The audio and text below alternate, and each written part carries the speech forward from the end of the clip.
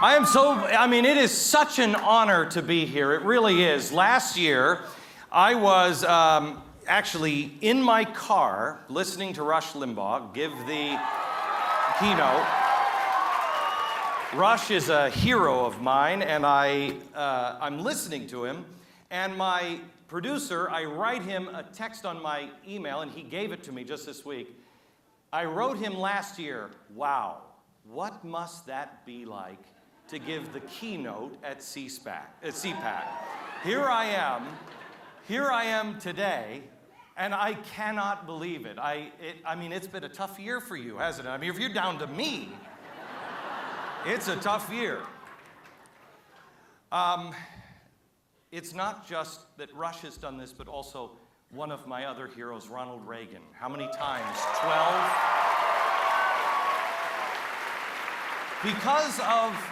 Because of Ronald Reagan, my grandfather, my father, I have a hope for America. I remember when Ronald Reagan talked about mourning in America. I have always believed that. I have always wanted to believe that tomorrow is going to be better than it is today. If you ask people now all across the country, if you say, do you think your children are going to be better off than they are today, the answer will be a resounding no, and it's not just from Republicans or conservatives, it's from the entire, whatever.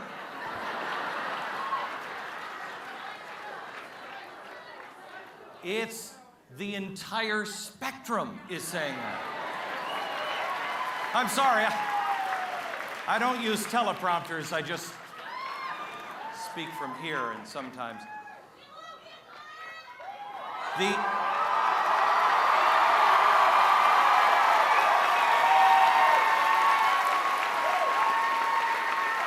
people are losing a fundamental belief that it's going to be better tomorrow. Let me tell you now, it is still mourning in America. It just happens to be kind of a head-pounding, hungover, vomiting for 4 hours kind of mourning in America. And it's shaping up to be kind of a nasty day, but it's still mourning in America. Now the question is, what made us, sit there at the John vomiting for 4 hours? What is it that has taken us onto this path? What are we suffering from? What is it that has caused the problem? And if you say Obama, it's too simple of an answer because it's not Barack Obama. May I just for a second, could I just ask, bring a friend up?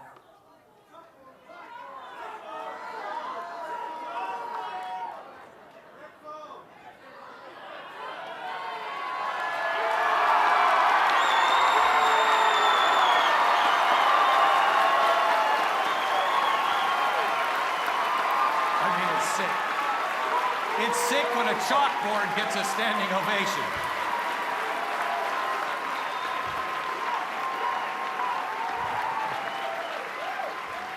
Thank you. You have no idea what it's like to travel with one of these things, really. A Palm Pilot is the way to go. Try to get this in an overhead luggage compartment, it's impossible.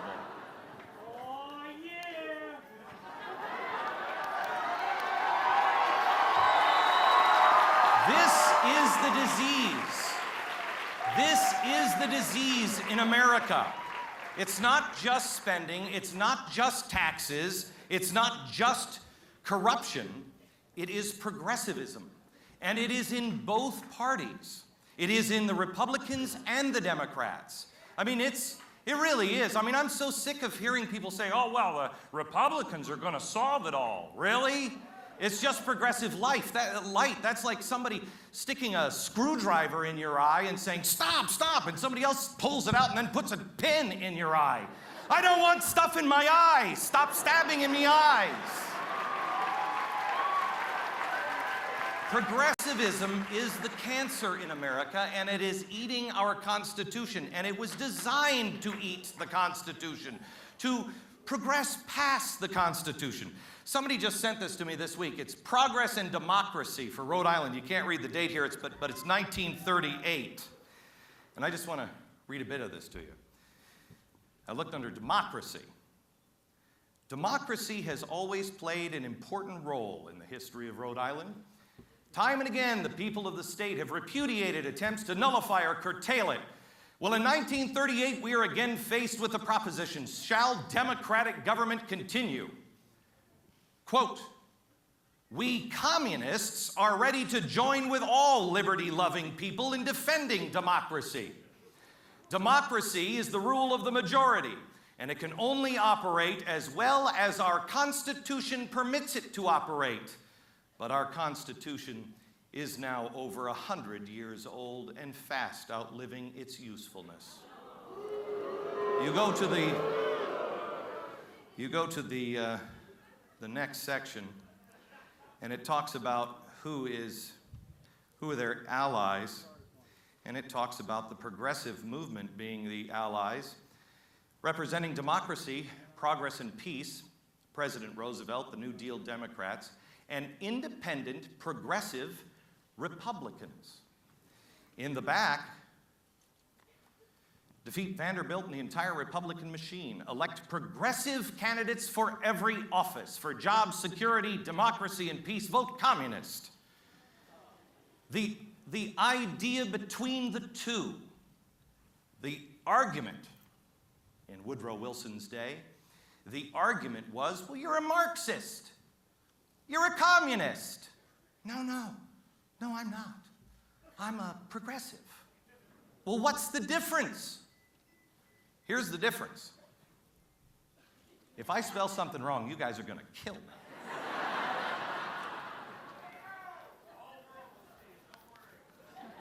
Revolution or evolution.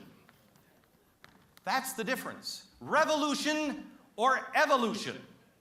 Well, they're no difference except one requires a gun and the other does it slowly, piece by piece, eating away at it, to the point to where now our people in Congress, they don't even care. Have they even read it? I know they're used to not reading things that are 2,000 pages. Could they read this? It's only 4.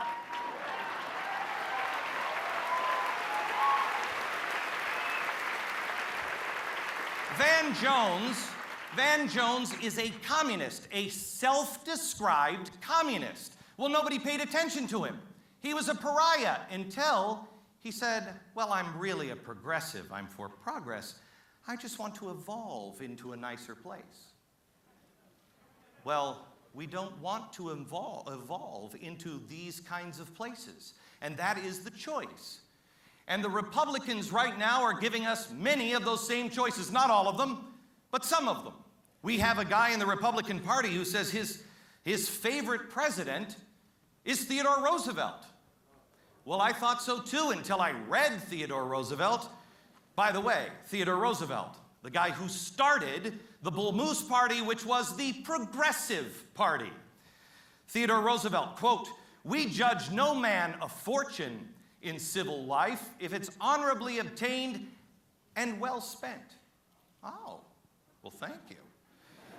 It's not even enough. It's not even enough that it should have been gained without doing damage to the community. We should permit it only to be gained so long as the gaining represents benefit to the community. Is this what the Republican Party stands for? Well, you should ask members of the Republican Party, because this is not our founders' idea of America. And this is the cancer that's eating at America. It is big government. It's a socialist utopia. And we need to address it as if it is a cancer. It must be cut out of the system because they cannot coexist. And you don't cure cancer by, well, I'm just going to give you a little bit of cancer. You must eradicate it. It cannot coexist.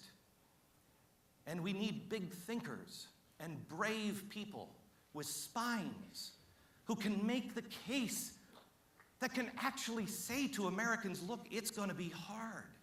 It's going to be hard, but it's going to be okay. We're going to make it. Dick Cheney was here a couple of days ago, and I love Dick Cheney, but Dick Cheney a couple of days ago was here, and he says it's going to be a good year for conservative ideas. That's true. That's very true. But it's...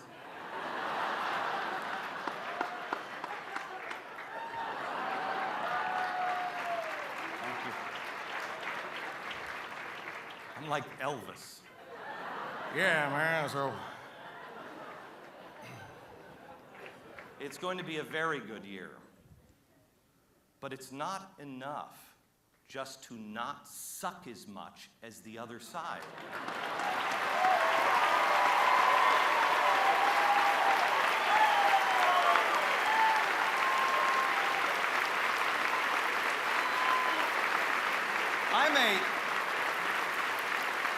I'm a recovering alcoholic. I'm a recovering alcoholic, and I screwed up my life 6 ways to Sunday, and I believe in redemption. But the first step to getting redemption is you got to admit you got a problem. I have not heard people in the Republican Party yet admit that they have a problem. And when they do say they have a problem, I don't know if I believe them. I haven't seen the come to Jesus moment of the Republican Party yet. I've voted Republicans almost every time I've gone. I don't know what they even stand for anymore. And they've got to recognize that they have a problem. Hello, my name is the Republican Party, and I got a problem. I'm addicted to spending and big government.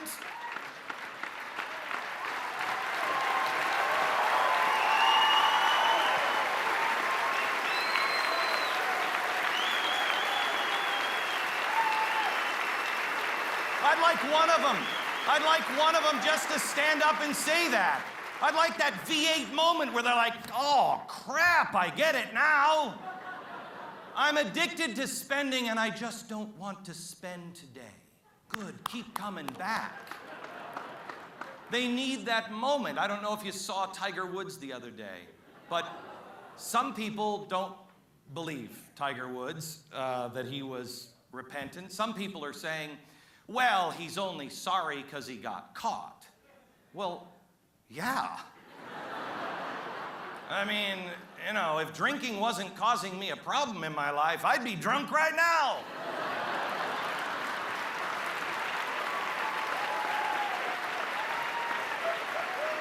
I mean, geez. If you're making it with a whole bunch of unbelievable babes and nobody has a problem with it, yeah. Yeah. Now, let me ask this of the Republican Party. You got caught. Are you sorry? And better yet, you know, when people said to me yesterday, well, Tiger Woods, is he really gonna, you know, is he gonna change? I don't know. It may not be his bottom. And if not, we'll all see another small blonde woman with a golf club chasing him. But that's his life. We'll know through his, well, we won't know, but his wife will know through his actions. So when the Republican Party says, wow, I got a problem, please don't say you're just like me. Oh, and I'm just like you. No, you're not. Because I would never go to Washington. You will. You're not just like me, and you're not just like the rest of us. You are somebody who has said, okay, I'll represent you. Did you check your soul at the door? Make sure you hang on to your soul. Now, if you are just like me, if you are just like the average everyday person, you won't lose your soul along the way.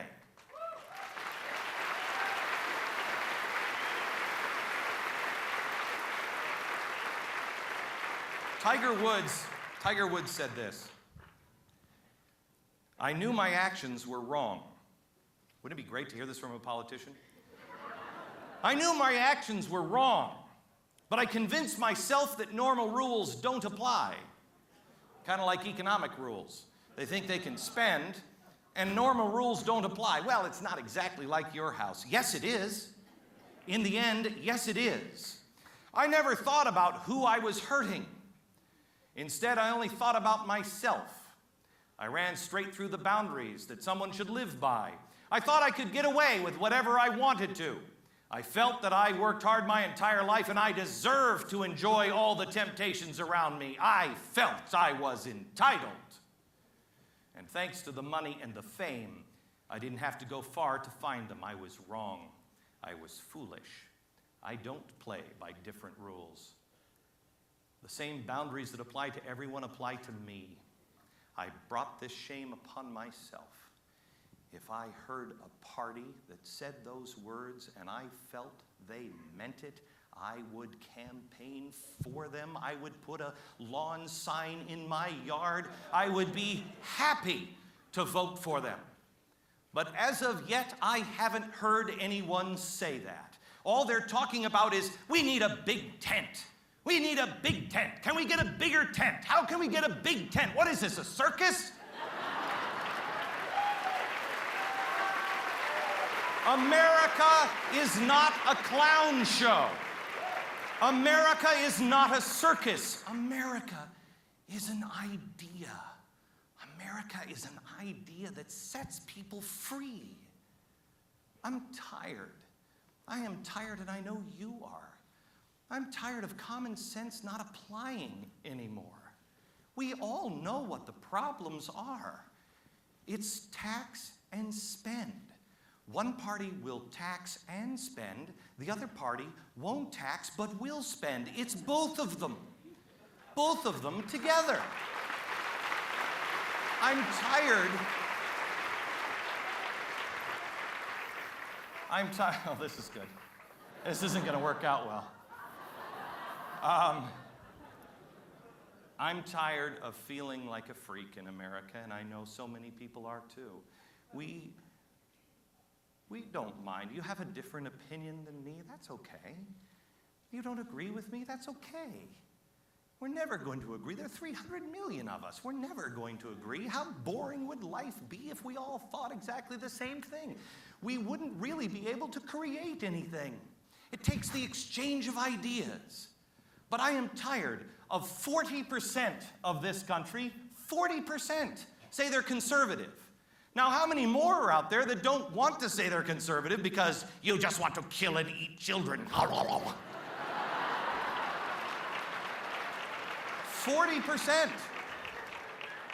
36% say they're moderates. What is it, 20%? 20% say they're liberals. How are they making 76% feel like they're the minority? The majority does not rule in America, but the minority shouldn't hijack it.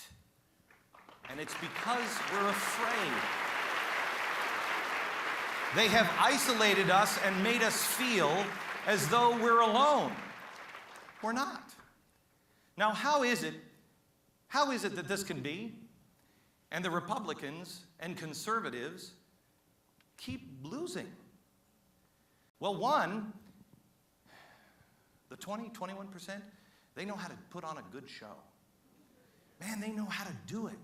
They know how to, it's Hollywood. They know how to package something. They know how to explain it. They're very, very good.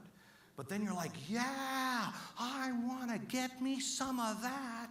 And then you get it and you're like, I don't want any of that.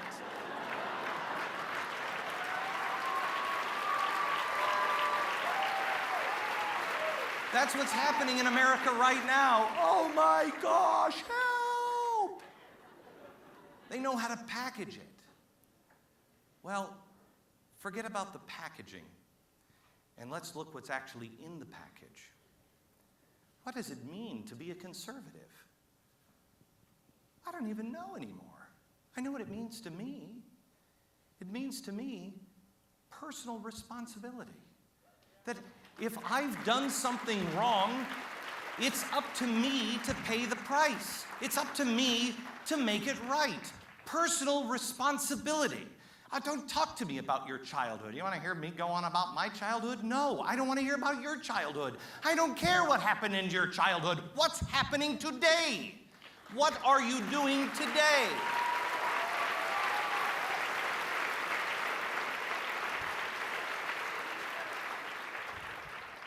We have a right to fail. We have a right to fail. No. This is a God-given right. We have a right to fail. Without failure, there is no growth.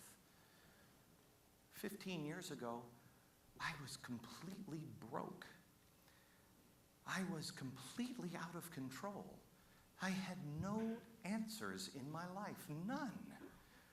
I was living in a little one-room apartment. I'd lost my family, everything. My whole life was spiraling out of control. I was on the fetal position of my apartment. Am I going to die? Or I'm going to figure it out and live? Because no one was there, if somebody would have been there to hold me up, I wouldn't have been down here enough to be able to dust myself off and say, no, I'm not going to spend my life here. I'm going to stand up on my own 2 feet, figure it out, and because of that failure, I can stand here today.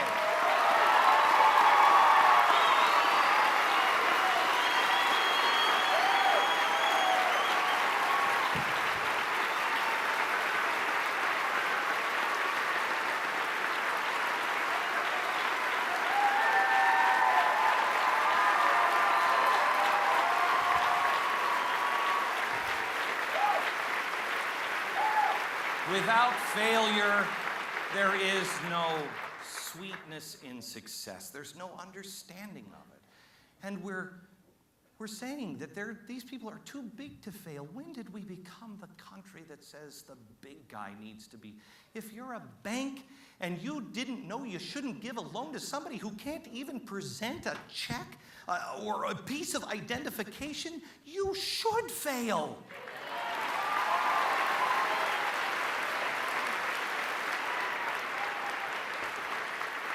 Conservatives believe that we are guaranteed the right to pursue happiness. We're not guaranteed happiness. Who can guarantee you happiness? Tiger Woods wasn't happy. No one is guaranteed happiness. You can pursue it. But if you happen to find success along the way on that road to happiness, conservatives believe you shouldn't be demonized or penalized for it.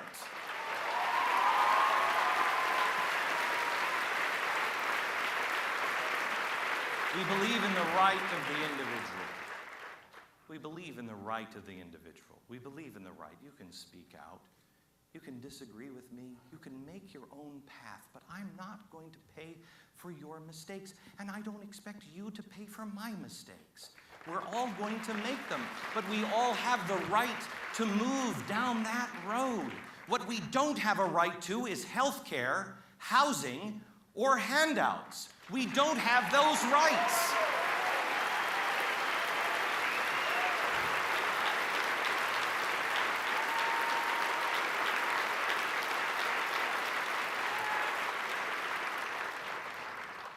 Every time the government grows, we lose more of who we are.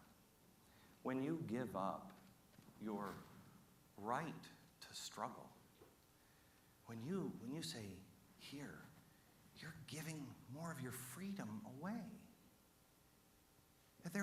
Every time it grows, they have to raise the price. They raise the price of the American dream through taxes or through massive debt. We are destroying our children's future. Look, anybody who thought that George Bush was spending and it made any kind of sense was a madman. There comes a point where you must stop and realize we cannot do this. We're pricing ourselves out of the American dream. I grew up in a bakery in a small town called Mount Vernon, Washington. It's a small little town, and you're from there? What are the odds? We should get together. Do I know you?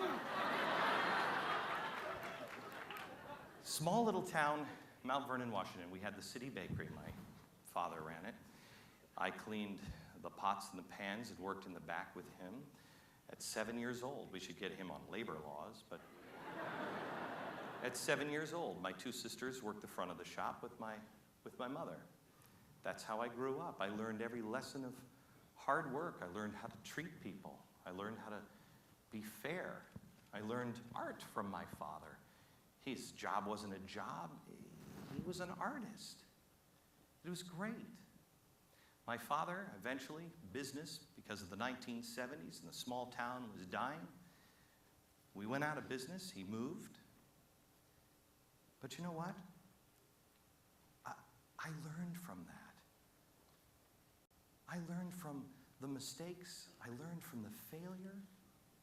I'm the first person to go to college in my family. I went for 1 semester. I took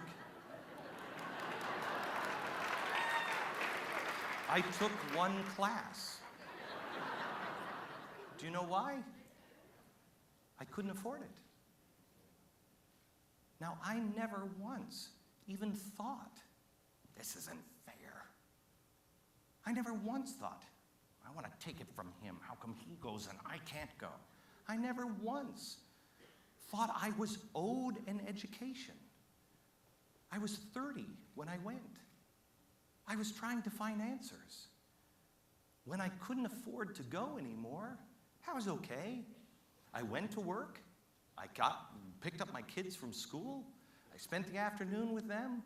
I put them down to bed or whatever we did. I did my homework, if you will, for the next day's show. And then I went and I read. I educated myself. I went to the library. The books are free. I went to the bookstore. I read until 2, 3 o'clock in the morning some nights. I still read till 2, 3 o'clock in the mornings after everything's done. I educated myself. My education was free, and I'm proud of that.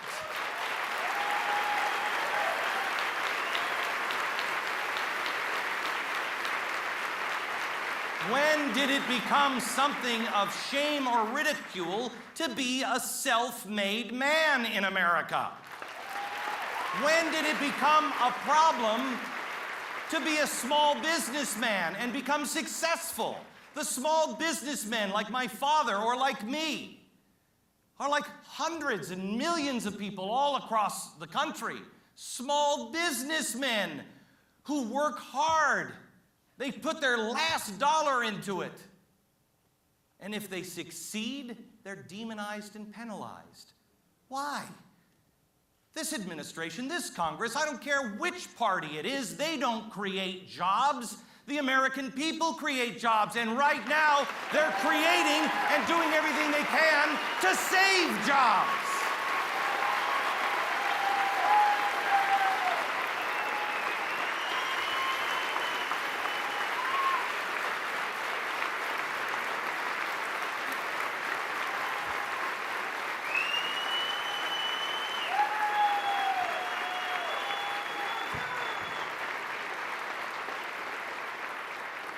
This created or saved job thing drives me out of my mind because small businessmen are the ones on the front lines trying to save jobs. They're the ones every night. I know. I'm not going to say, like every politician, I just want to hang myself every time I hear a politician. I got a letter from a girl the other day. Shut up.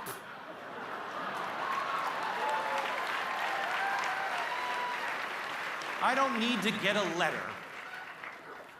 I know because I've run a business before. People are struggling to save jobs, and when you're in a small business, you feel it when you have to let Sally go. You feel it when you have to let Bob go. How many small businessmen have looked in the eyes of their employees with tears and said, "I'm sorry. I've tried everything I can." Those are the people that are truly, truly struggling. And those are the people that nobody is even noticing anymore. Right?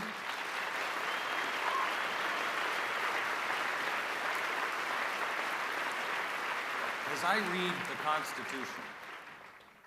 the Constitution, as I read the words of the founders, really the only job of the United States government is to save us from bad guys, protect us from bad guys. And right now, it seems to me that our government looks at the American people as the bad guy. We're not the bad guy. Stop penalizing us. Americans also don't need to be taught how to give. We don't need to be taught how to take care of each other or how to be charitable. We're charitable automatically. Why? We're Americans. In 2008, the American people gave $307 billion in charity. It was the second year in a row. This is the last statistic that we have. The 2008, second year in a row that it was over $300 billion. Per capita, that's 10 times the giving power of the people of France. 10 times the amount. Don't tell me we need to be more like Europe. Europe should be looking over here. How do we do it?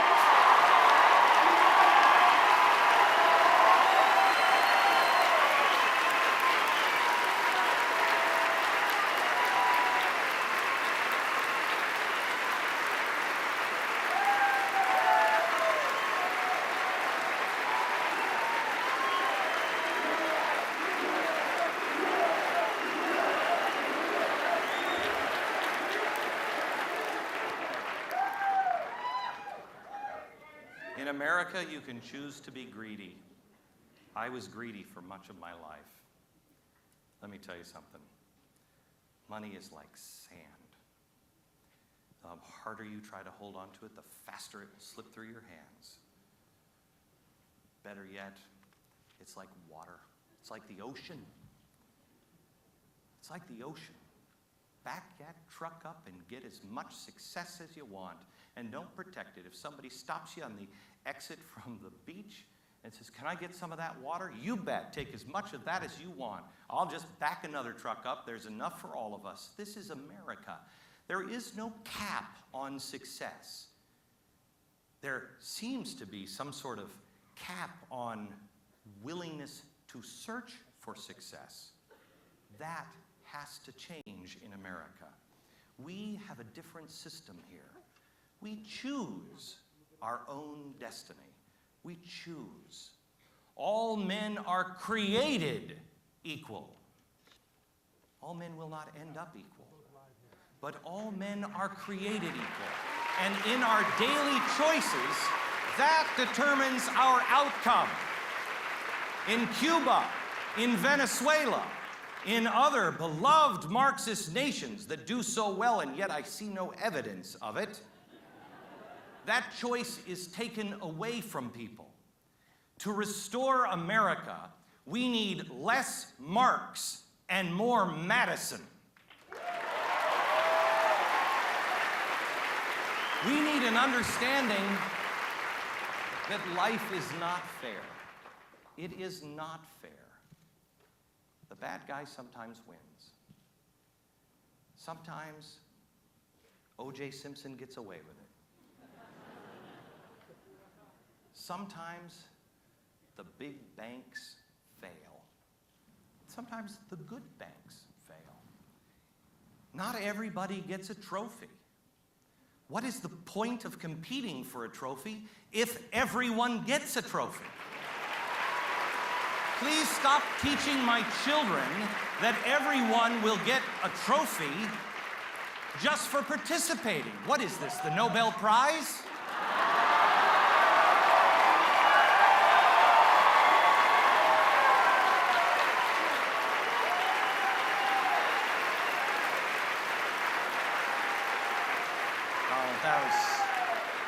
That was even beneath me. That was...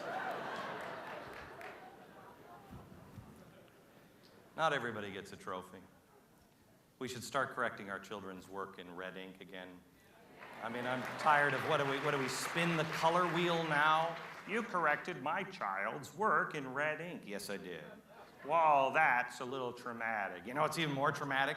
If little Johnny keeps getting these answers wrong when he goes out into the big bad world and he's eaten. That's worse. There is some sort of element of competition to life. Oh, that's not natural. Really, go watch the lions eat the weakest. And that's what America is missing right now. The ability and willingness to compete, to even admit that there's a competition. We say now, oh, well, the whole world is going to get together and we're going to go around a campfire and sing songs. No, we're not. The rest of the world is about to kick our butt. Why? Because we're not doing the things that make us competitive. Now, how do we make ourselves competitive? You know what? I have to tell you something. I have, for 4 years now, been ringing the bell. Economic holocaust is coming. Economic day of reckoning is coming. And for a long time, nobody would listen. Oh, he's crazy, crackpot, just trying to stir people up. No, I'm trying to get you to save your money. I'm trying to get you out of the room from the big party where everybody's drunk. They're going to be vomiting in Mourning in America soon. Please. Now, we're past it all. Don't worry, we're past it. We're not. The worst is still ahead of us. But no one has the spine in Washington to tell you that. Because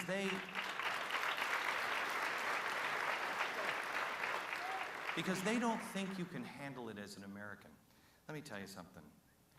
We're on to you, Washington. We know. We know. We know exactly what's coming our way. We know. You didn't give us our rights. Not a single time have we gotten a right from Congress or the president. We get them from God. And when he gives us those rights, he puts a warning bell inside of us. When somebody tries to take them, a warning bell goes off. And that's what America is feeling right now.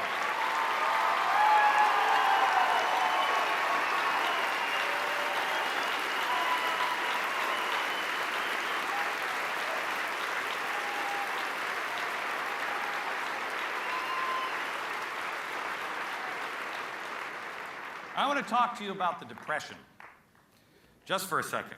Oh yeah, it's a fun Saturday afternoon with Glenn Beck. The Depression, our values of goods fell by 50%. Our housing just fell 18%. Give you something to go by. Wholesale prices, the largest drop in 1 year in our history, 36.8%. Unemployment started at 11.8. GNP fell 24%. Give you some perspective. In 2008, we went up 8. Was it 8%? No, I'm sorry, 0.4. In 2009, we dropped 2.4. Have it? This is the Great Depression of 1920. Now, how come we never heard about the Depression of 1920? In some ways, it was deeper and more profound than 1930. How come this one's just a depression and the Great Depression was equal or maybe not as bad in some ways? Great happened because of all of the progressive ideas to cure it. How was this cured? This is after Woodrow Wilson. After the war, after the progressives got into office with Woodrow Wilson, Teddy Roosevelt had his progressive party. Oh, I've got big plans. And Woodrow Wilson said, well, he's a crazy man. I'm not going to be quite as progressive as that. So Woodrow Wilson gets in and he gives us the Fed. How's that working out for us, huh? So he gives us the Fed. Then he gives us the Let's remember this, America. Progressive income tax. He gives us the income tax. Then he also says, you know what? Boy, people are just so stupid. They don't know what's good for them. Oh, they're going to be so unhealthy. And we all want health care. Teddy Roosevelt was the first one to say we should have universal health care. Oh, they're going to be unhealthy. We can't get that universal health care thing done. But you know what we can do? We should limit some of their choices. Prohibition. So he took away the alcohol. Progressive plan to take care of everyone. Then he promised he wasn't going to get us into war because they're a party of peace and progress. And we went right to World War I. Then they gave us the Treaty of Versailles, which I believe led to Hitler, but I could be mistaken on that. Then the last thing was they said, we're going to take care of everything, don't worry about it. Because right now what we're going to do is we're going to have a global organization oversee everything. The League of Nations. Well, this is when America went nuts and said, no, thank you. No, thank you. So what did Woodrow Wilson say? I'm not kidding you. Well, they don't understand it. I've got to give more speeches. He got onto a train and made whistle stops to give speeches, and people rejected it. Okay? Sound familiar at all? The American people rejected it. And they were so freaked out about the whole progressive movement that the progressives decided to change their name. We're liberals. I hate those progressive things. We're liberals. That's what we are. Ever notice, where did the progressives go? Where did they come from? All of a sudden, I'm not a liberal, I'm a progressive. It was the opposite 100 years ago. I'm not a progressive, I'm a liberal. I mean, they keep changing their names every time they wake America up to their policies. They have to change their names. What are they going to be next? The Royal Order of the Orange. It doesn't matter. They're running out of names.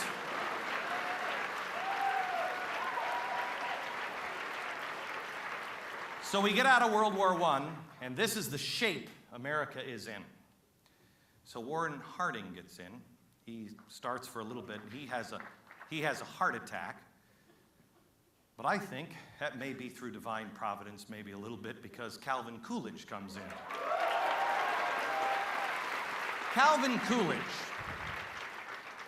I'm reading about him, 6 months ago, and I'm like, I seem to remember, wasn't that one of Ronald Reagan's favorite presidents?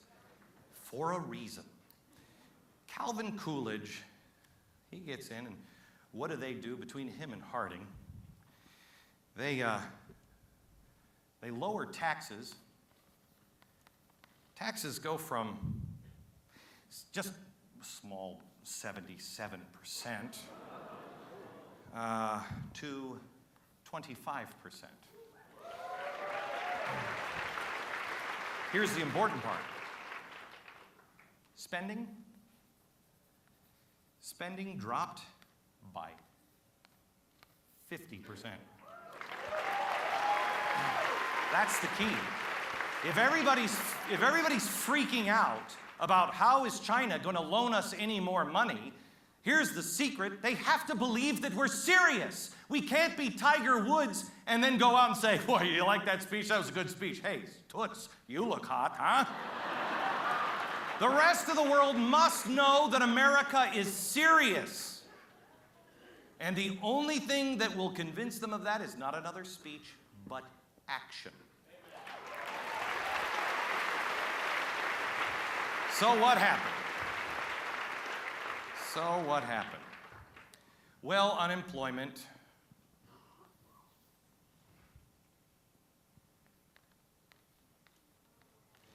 It is the lowest unemployment rate in peacetime in the history of America. It also caused the Roaring '20s. And I can guarantee you they're writing, probably right up there right now, they're writing, ha ha ha ha ha ha ha ha. He's saying the Roaring '20s were good. Yes, the Roaring '20s, it was the largest expansion of the middle class ever. People started having telephones and that evil electricity and cars and radios. So what happened? What happened? Hoover came in. Hoover came in a progressive, by the way. Hoover came in and said, really, what has to happen is we're going to leave the taxes here, but this is crazy. We've got to spend more money. Everything shimmied apart. And people made stupid moves as well. But the reason why it didn't turn around as quickly as it did in the 1920s is because the progressives said, I will save it. I will not waste this emergency. I will create agencies and create agencies of help for the poor American that just can't pull themselves out. The guy who helped design the New Deal tried and tried and tried. One of the very good friends of Franklin Roosevelt, Morgenthau. He said, this is, I believe, 1938, in front of Congress, we've tried spending money. We're spending more money than we've ever spent before, and it does not work.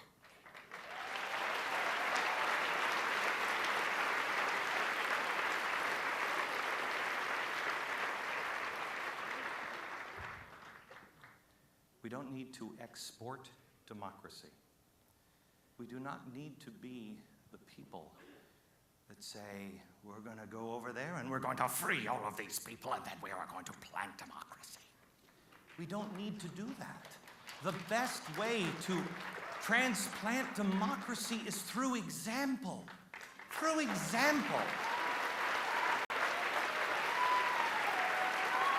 When I was struggling in my life and I was at the bottom of the barrel and I realized I had no answers and I was hungry and I was poor and I was tired, I didn't look at other people. You come knocking at my door, back off, Jack, shut up about your answers. What I did is I looked at successful, happy people. I looked at people and then I really examined their lives. What makes them happy? What makes them successful? What makes them tick? I wanted it. I searched it out. I learned from them. Everything has changed. Since the progressives came, everything changed.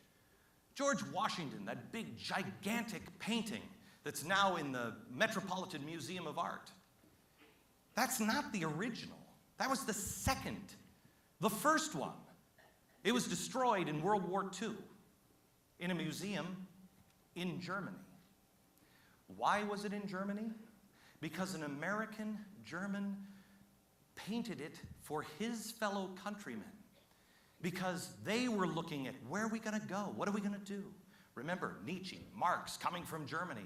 People were struggling for answers. He painted an enormous painting of our founders. Not for us, for them. Look at this example. The Statue of Liberty. What? Come on. When's the last time France did anything without some strings? They did it for them? No.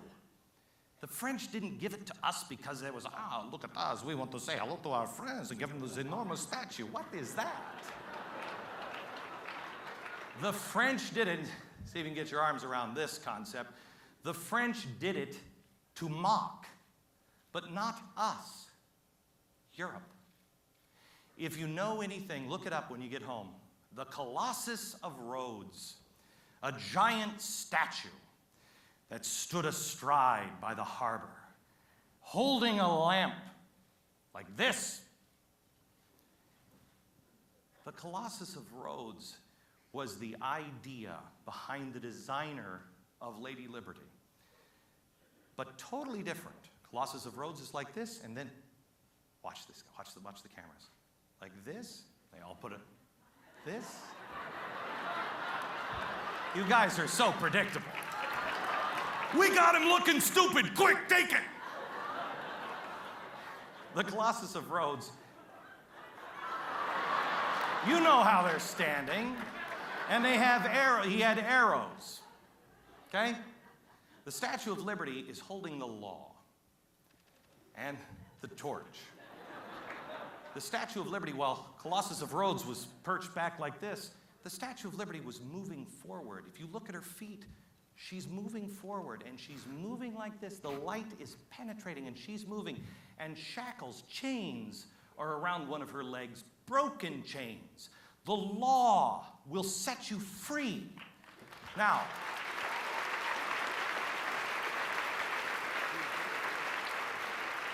here's what we always get wrong. And when we come to this understanding, when we truly change in our minds this one error in history, I think we will blaze to life again. The poem on the Statue of Liberty, it's always read like this. Give me your tired, your poor, your huddled masses yearning to breathe free, the wretched refuse of your teeming shore. Send these, the homeless, the tempest-tossed, to me. I lift my lamp beside the golden door. Well, if you read it like that and you really think it through, what are we? A hospital? What are we? Is the Statue of Liberty saying to Europe, guys, Europe, you're never going to make it with, that refuse? Send it over to me. We'll take care of it over here. So we're trying to set you guys, you're never going to succeed with all that riffraff. Come on, send it over here. You guys can get busy and do some work. That's not what it means. It was never intended to read that way. Remember, the Statue of Liberty was mocking the old system. The Statue of Liberty was used to ignite inside the French liberty. Look at America. Look what they're doing. It was meant to be read like this. Not like the brazen giant of Greek fame, with conquering limbs astride from land to land. Here, at our sea-washed sunset gates, shall stand a mighty woman with a torch, whose flame is imprisoned lightning, and her name, Mother of Exiles. From her beacon hand glows worldwide welcome. Her mild eyes command the air-bridged harbor that twin cities frame. Keep your ancient lands, your storied pomp, cries she with silent lips. Give me your tired, your poor, your huddled masses yearning to breathe free, the wretched refuse from your teeming shore. Send these, the homeless, the tempest-tossed, to me. I hold my lamp beside the golden door. That is the message. Even the people that you reject can make it here. They will give it all to be successful here. You can make it here.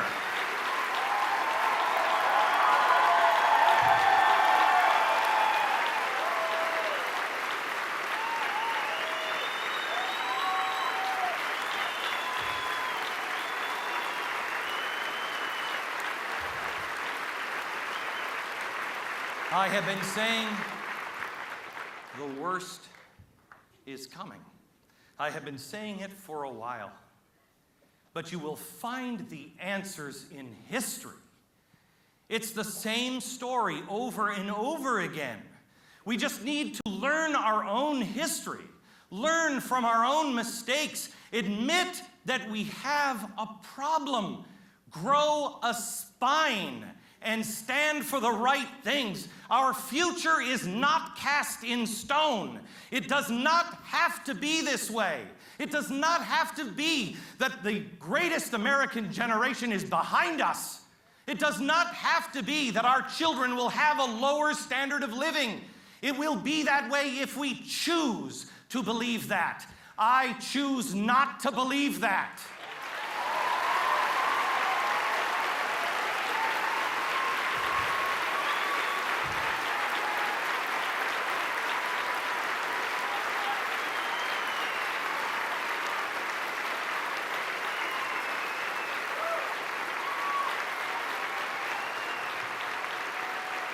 If we do honest soul searching, we are on the ground. And if this ain't your bottom, America, I warn you. Some people, people always ask me when there's some celebrity that's, I don't know, vomiting on themselves in some, rehab center. What could we have done to save them? The answer is nothing. Some people's bottom is just a little higher than others. Some people are going to die before they hit bottom. You cannot save them. This is a pretty good bottom. I know this is as bad as I want it to get, but if we don't stand up now and recognize it, it's going to get much, much, much worse. All we have to do is recognize the problems that we have, admit to our mistakes, do the hard work. It may be a hard day. We may have been all night retching, holding onto that bowl, because we went out for a party. And it may be a hard day and hard struggle, and we may work till late in the night, and our kids may be crying, and we may be losing our house. We are going to go through some tough times, and we are going to be tired as we set things straight. It is a hard road. I know. I have walked it myself. It is a hard road, but we will make it, and at night, we will be beat tired. We will be so tired. But when we put our head down on our pillow to go to sleep again that night, we can be happy because we know tomorrow it will again be morning in America.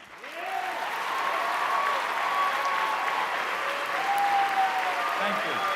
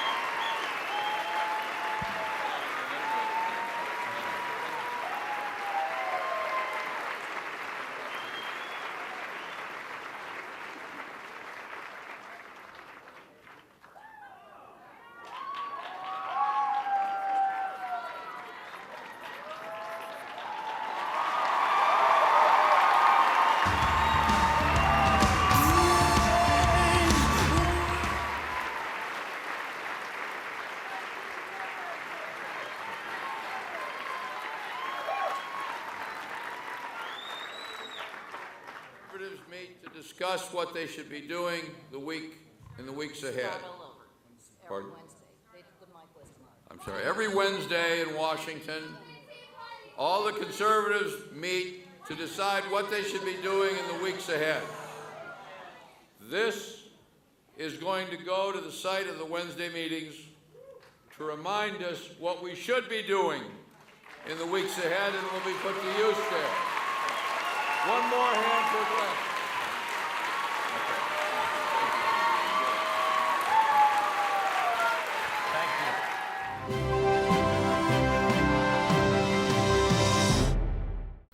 Sarah Palin's new book, Going Rogue in American Life, will be released on November 17th. You can be among the first to get your copy. Check out our incredible free offer for Sarah's new book. Just go to Newsmax.com and click on the top banner for this great offer. Act today.